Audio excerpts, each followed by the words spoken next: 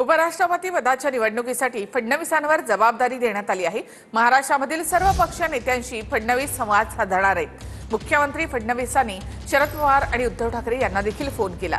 एनडीएच्या उमेदवाराला पाठिंबा देण्यासंदर्भात चर्चा झाल्याची माहिती आहे।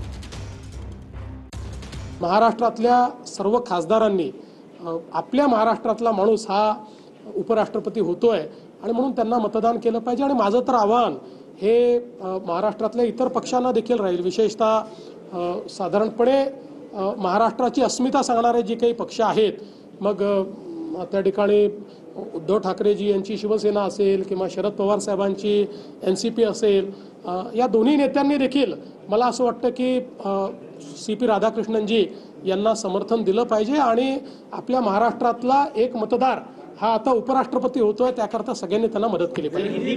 चर्चा केली काही? हो, फडणवीसांचा फोन आला होता। राजनाथ सिंग, देवेंद्र फडणवीस यांचे फोन माननीय उद्धव ठाकरे साहेबांना आलेले आहे।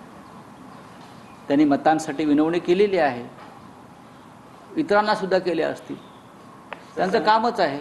समर्थन मिळवणं, समर्थन मागणं ही प्रगल्भ लोकशाहीचं लक्षण आहे। माननीय देवेंद्र फडणवीस साहेब बोलले असतील तर ते प्रगल्भतेचं लक्षण आहे, मजबूत लोकशाहीचं लक्षण आहे। हिंदू हृदय सम्राट बाळासाहेब ठाकरेजी एखादं आव्हान शरद पवार साहेबांना करायचे तर शरद पवार साहेब त्यांना समर्थन करायचे। त्यामुळे या महाराष्ट्राचे संस्कार आहे, संस्कृती आहे आणि पूर्ण बहुमत आहे। पूर्ण बहुमत असल्यावर आपण का विचार करतो सर्वांची मतं घ्यायचा?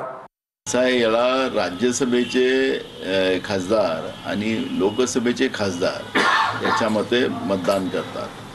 त्याच्यामुळे आणि हे मतदान जे होणार आहे हे त्या दिल्लीवर होणार आहे।